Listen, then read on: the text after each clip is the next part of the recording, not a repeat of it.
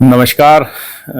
GMN college जो है 1948 से एजुकेशन के क्षेत्र में, हायर एजुकेशन के क्षेत्र में अपना नाम का डंका बजा रहा है। और मेरे को सौभाग्य मिला कि इस ओल्ड एज कॉलेज को लीड करने के लिए तो प्रिंसिपल के तौर पर मैंने इस कॉलेज में फरवरी 2023 में ज्वाइन करा। जैसे ही हमने इस कॉलेज में ज्वाइन करा तो हमने हायर एजुकेशन के डिफरेंट फीडबैक्स लिए, चाहे वो स्टूडेंट है, चाहे वो एलुमनाई है, पेरेंट्स हैं, स्टेक होल्डर्स एजुकेशन फील्ड के हैं।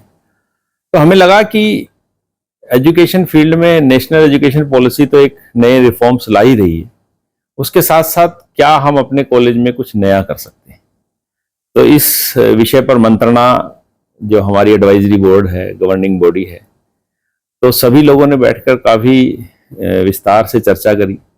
चर्चा करने के बाद ये बातें निकल कर आई कि आज की डेट में उस तरह के प्रोग्राम लाए जाएं जिसकी एम्प्लॉयबिलिटी थोड़ी सी मार्केट में डिमांड ज़्यादा है। ट्रेडिशनल कोर्सेज ऑब्वियसली बात है, रहेंगे, बेस रहेंगे किसी भी हायर एजुकेशन सिस्टम का, और उसके साथ हम कुछ ऐसे कोर्सेज लेके आए। तो हमने ये सब चीज़ें देखते हुए हमने सबसे पहले गवर्नमेंट की एक स्कीम आई थी, AICTE approval for the degree aided institutions, first time. तो हमने कहा क्यों ना AICTE की अप्रूवल GMN कॉलेज के लिए भी देखी जाए। तो हमने ड्यू डिलीजेंस करी और ड्यू डिलीजेंस में ये निकल के बाहर आया कि yes, when we are equipped with all the facilities, why not to go for AICTE approval. So we applied for AICTE approval for BBA and BCA program initially. Later on we thought that we need to add research component in the institution. That was a gap at degree college level. And you can do research only when you have the ample number of PG students with you or PhD students with you. तो इस विचार से हमने सोचा कि master degree को लाना अपने आप में एक पहला कदम होना चाहिए। तो इस साल से, इस सत्र से हमने MBA और MCA के लिए अप्लाई करा था और लकीली हमें AICTE की अप्रूवल मिली है, जो एक माइलस्टोन में मानूंगा डिग्री एडेड इंस्टीट्यूशंस के लिए, क्योंकि बड़ी कॉम्प्लेक्स प्रोसेस से AICTE की अप्रूवल जो है इंस्टीट्यूशन को मिलती है। तो वो सारे हमने प्रोसीजर्स फॉलो करे और without any deficiency the college has got the AICTE approval to start MBA and MCA programme from 24-25 session. So पहला माइलस्टोन तो ये था। Now there are so many business colleges running around the Ambala city और Chandigarh, may be pan India you can say. तो अब इस courses को develop करना, किसी इंडस्ट्री के साथ मिलकर डेवलप करना is the aim of this GMN college. So MBA और MCA प्रोग्राम भी हमने इस तरह से प्लान करे हैं। Luckily we were in the talking terms with Infosys Springboard, तो उन्होंने हमारा एक कॉम्प्रिहेंसिव ऑडिट करा। तो कॉम्प्रिहेंसिव ऑडिट करने के बाद हमें उन्होंने अपने इनिशियल कंसेंट दिया, yes we can go for a mutual MOU for these programs. तो इन्फोसिस स्प्रिंग बोर्ड हमारे MBA और MCA प्रोग्राम के साथ अभी क्लोजली अटैच्ड है, where the Infosys leadership, Infosys resource person will deliver the lectures offline, online, and obviously the student will go for training. And later on in these later stages, the good students will be selected or placed in the Infosys itself. So it's a bigger milestone for us. तो एक तो ये हमने technical education को अपने एक normal higher education के institution में इनकलकेट करा है, ताकि हम भी उस प्रोफेशनल अटायर को अपने डिग्री इंस्टीट्यूशन में ला सकें, जिसकी आज प्राइवेट यूनिवर्सिटीज की बात होती है या किसी बड़े इंस्टीट्यूशन की बात होती है, तो हम भी उससे पीछे नहीं हैं। सेकंड हमारा माइलस्टोन था कि हमने हमारा NAAC का जो भी ऑडिट हुआ था, IS हमारा जो ग्रेड है वो NAAC A++ है, सबसे बड़ा ज़्यादा ग्रेड है, पर उसमें हमें अभिमान नहीं आता। मैं ये सोचता हूँ कि एक जिम्मेवारी और बढ़ गई कि इस NAAC A++ ग्रेड को आगे सस्टेन करना, इस स्कोर को आगे इम्प्रूव करना। तो ये हमारी IQAC की टीम और सभी टीचर्स मिलके अथक प्रयास हम करते हैं कि हम जो भी हमारा ये A++ में स्कोर आया है, इससे हम आगे माइलस्टोन अचीव करें। जो भी गैप्स हमारे को रिव्यूअर्स ने बताए थे, उन गैप्स पे हम बड़ा क्लोजली काम करते हैं। जैसे स्टूडेंट मेंटरिंग, आज का जो छात्र है वो कहीं ना कहीं अपने विचारों में, अपनी भावनाओं में थोड़ा सा डिफरेंट है। अलग अलग माइंडसेट के स्टूडेंट आपकी क्लास में आते हैं और सभी तरह के माइंडसेट के स्टूडेंट को एक तरह से नहीं पढ़ाया जा सकता। तो ये मेरा ये मानना था और फिर हमारे टीचर्स का ये मानना था कि yes sir, we need to look into the personal grooming of each and every student coming to GMN college. तो उस भावना से हमने एक मेंटर मेंटी प्रोग्राम का शुरुआत यहाँ पर करी और हमने पूरे स्टूडेंट्स को 3 कैटेगरी में डिवाइड करा कि एक स्लो लर्नर्स है और एक एडवांस लर्नर है और एक जो अप्रोप्रिएट लेवल ऑफ लर्निंग है। तो हमने 3 तरह से स्टूडेंट क्लासिफिकेशन करी इस कॉलेज की। स्लो लर्नर्स थे, उनको हमने जिस तरह की उनकी मोटिवेशन चाहिए थी, साइकोलॉजिकल काउंसिल चाहिए थी या उनको कोई सपोर्ट चाहिए थी एकेडमिकली, स्पेशल क्लासेस चाहिए थी, उनको थोड़ा एम्पावर करने की कोशिश कर रहे हैं। जो एडवांस लर्नर है उनको ऑब्वियसली हमें पता है कि ये अपना डिग्री कोर्स आराम से कंप्लीट कर लेंगे, but they need to be showcased at the higher level. हमने ये प्रयास करा कि कोविड के बाद आप सबने देखा कि देश के अंदर, विदेश के अंदर, पूरे विश्व में जिस तरह से हमने हेल्थ केयर वर्कर्स की डिमांड को देखा कि डिमांड इतनी ज्यादा थी कि सप्लाई उतनी नहीं थी और कहीं ना कहीं आम जनता को कोविड वॉरियर बनाना पड़ा। तो मुझे लगता है कि विश्व अब जाग चुका है। हेल्थ केयर के प्रोफेशनल्स की डिमांड हर जगह बहुत ज्यादा है। तो इसको देखते हुए हमने कहा क्यों ना एक हेल्थ केयर वर्टिकल जो है जीएमएन कॉलेज में शुरू करा जाए। GMN college is an organization, is a society which is not meant for the profit, it meant for the serving itself, serving to the society. तो इस एम से हमने सोचा कि नर्सिंग एक ऐसा कोर्स है कि जिसके अंदर हम सोसाइटी के लिए कंट्रीब्यूट भी कर सकते हैं। दूसरा, एजुकेशन इंस्टीट्यूशन होने के नाते हमें यह भी ध्यान रखना पड़ता है कि किसी ऐसे प्रोग्राम को हम लॉन्च करें जहां पर बच्चों को एम्प्लॉयबिलिटी की कोई दिक्कत ना हो। तो ये दोनों विन विन सिचुएशन हमारे साथ इस नर्सिंग कोर्स में हमें लगती है। और देश विदेश में नर्सिंग की इतनी डिमांड है, जहां तक विदेशों की बात है, एक स्टडी के दौरान मुझे पता लगा कि most of the population is ageing, बुजुर्ग हो रहे हैं लोग। और वहां पर एक कल्चर है फॉरेन कल्चर में कि आप देखिए कि जो बच्चे हैं वो माँ बाप से अलग रहते हैं ज्यादातर। तो माँ बाप अकेले पड़ जाते हैं बुजुर्ग स्थिति में, तो उनकी केयर करने वाला कोई नहीं। तो ऐसी बहुत सारी कंट्रीज हैं जहां पर नर्सिंग प्रोफेशनल को हायर करा जा रहा है पर्सनल केयर के लिए। हॉस्पिटल में तो डिमांड है ही है, पर पर्सनल लेवल पे भी ये डिमांड बहुत ज्यादा बढ़ती जा रही है। तो इसी सत्र में हमने 2024-25 के अंदर नर्सिंग के 2 कोर्सेज की अप्रूवल ली है। एक कोर्सेज बीएससी नर्सिंग है जो 4 साल का कोर्स है, जिसमें मेडिकल के बच्चे एडमिशन ले सकते हैं। दूसरा कोर्स डिप्लोमा लेवल का कोर्स है, जीएनएम कोर्स जिसको हम बोलेंगे।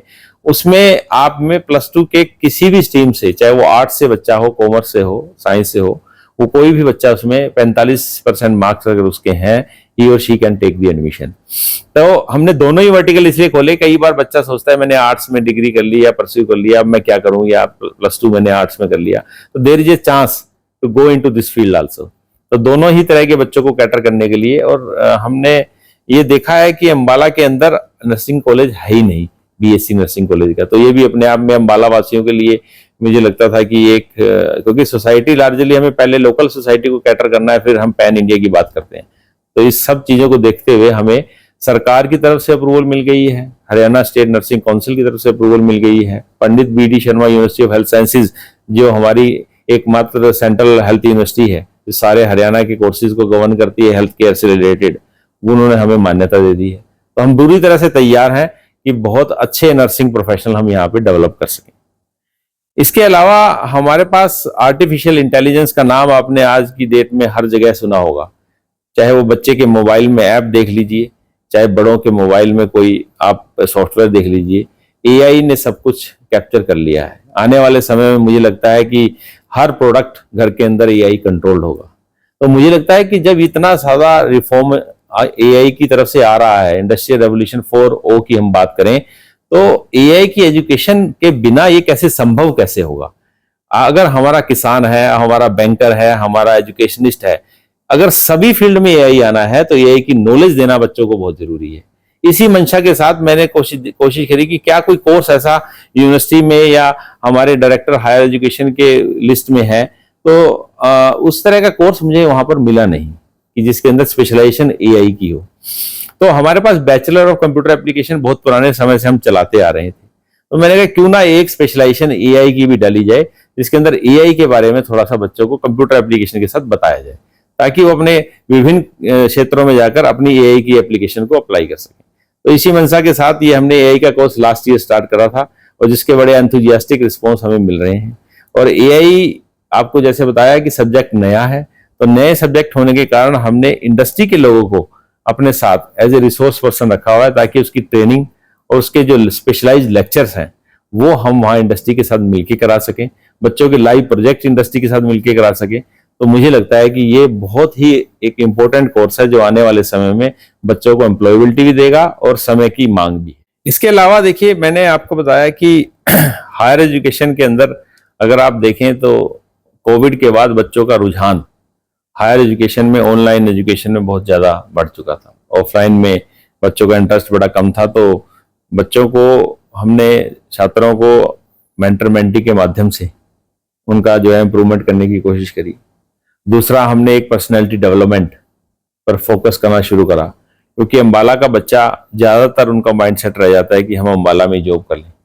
इस माइंडसेट को चेंज करने के लिए कि आप मल्टीनेशनल कंपनीज में भी जा सकते हैं, तो हमारे सीआरसी डिपार्टमेंट ने, जो हमारा ट्रेनिंग प्लेसमेंट ऑफ डिपार्टमेंट है जिसको डॉक्टर अनुपमा सिहाग लीड करती हैं यहाँ पर, तो उन्होंने एक बड़ा comprehensive program round the year बना रखा है, जिसमें पर्सनैलिटी डेवलपमेंट स्टूडेंट्स की हम करते हैं, ग्रूमिंग करते हैं, सीवी राइटिंग उनको सिखाते हैं, और किस तरह से इंटरव्यू में अपीयर होना है, कैसे कंपनी को स्टडी करते हैं, किस कंपनी में आप जा रहे हैं, क्या उसका प्रोडक्ट वैल्यू है, क्या उसकी मार्केट वैल्यू है, उसको सबको स्टडी करके उसके बाद आप इंटरव्यू में अपीयर हो। इस तरह की बातें जिससे उस बच्चे का कॉन्फिडेंस बूस्ट हो, इस तरह के प्लेटफॉर्म हमने जीएमएन कॉलेज से दिए हैं।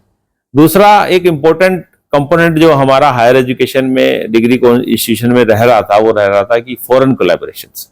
तो फॉरेन कोलैबोरेशंस के लिए भी हमने सोचा क्यों ना बच्चे को, कई बार बच्चा जो है सीधा एडमिशन ले लेता है और बाहर जाके उस कल्चर में अपने आप को अडॉप्ट नहीं कर पाता और मल्टीपल प्रॉब्लम उसको आती है। तो हमने सोचा क्यों ना फॉरेन यूनिवर्सिटी के साथ कुछ टाई अप स्टार्ट करा जाए, जहां पर कुछ समय के लिए समर एक्सचेंज प्रोग्राम होते हैं यूनिवर्सिटीज के साथ। वहां जाकर बच्चा जो है अपने आप में थोड़ा समय बिताए, उसको उसके कल्चर के बारे में पता लगे। अगर उसे लगता है कि yes I can contribute into this culture, I can work into this culture, तो ही वो बच्चा आगे कंटिन्यू करे। तो इस तरह के समर एक्सचेंज प्रोग्राम के लिए हम जो हमारी management and science university MSU जिसको बोलते हैं मलेशिया की, उसके साथ कोलैबोरेशन करी है। यूनिवर्सिटी ऑफ मोनाश के साथ हमारी बात चल रही है। तो और बहुत सारी यूनिवर्सिटीज हैं जहां मेरी बात चल रही है, और मैं खुद पर्सनल विजिट पे भी नेक्स्ट वीक जा रहा हूं, जहां पर मैं विस्तृत चर्चा करूंगा यूनिवर्सिटीज के साथ कि हमारे बच्चों को कैसे वो आपस में समर एक्सचेंज में कर सकते हैं। दूसरा एक और प्रोग्राम मैं इसके साथ लाना चाह रहा हूँ, फैकल्टी एक्सचेंज प्रोग्राम, जहां पर उनकी फैकल्टी, लीडिंग यूनिवर्सिटीज की फैकल्टी ऑफलाइन ऑनलाइन के माध्यम से यहाँ पर हमारे बच्चों को पढ़ाएं, हमारी वाली फैकल्टी वहां जाकर अपने एक्सपर्टीज को शेयर करें। तो एक डायलॉग एक्सचेंज होगा, तो मुझे लगता है कि एक एक्सक्लूसिव एजुकेशन हम प्रोवाइड कर। हमने ऐसे भी बच्चे हैं जिनको हमें लगा कि शायद वो 3 साल का अपना डिग्री कोर्स ना कर पाए due to their financial constraint या फैमिली सर्कमस्टांसिस की वजह से। तो गवर्नमेंट ऑफ इंडिया की एक स्कीम है स्किल हब सेंटर, जिसके अंदर एनएसडीसी जो है आपको फंड प्रोवाइड करती है, और उसमें बच्चे को फीस देने की जरूरत नहीं है, और उसमें बहुत सारे कोर्सेज हैं जिसमें आप जो है ना एम्प्लॉयबिलिटी से रिलेटेड सारे कोर्सेज हैं। बच्चे को आप 6 महीने 1 साल का वहां पर कोई स्किल हब का आप एक क्रेडिट कोर्स करवाएं, और उसके बाद बच्चा जो है इजीली मार्केट में अपनी जॉब ले सकता है, अर्निंग कर सकता है। तो इस तरह के कोर्सेज भी हमने करे हैं, और लगभग हमने 240 बच्चों को यहाँ पर इस तरह के कोर्सेज कराए हैं, जिसमें से मुझे लगता है 80% बच्चों ने सक्सेसफुली वो कोर्स कंप्लीट करे हैं। They are ready to grab the job in the market. तो ये गवर्नमेंट का बहुत बड़ा इनिशिएटिव था ये, क्योंकि हमारा नैक A++ ग्रेड है, इसी वजह से हमें ये स्किल हब सेंटर जो है आसानी से मिल पाया। नमस्कार।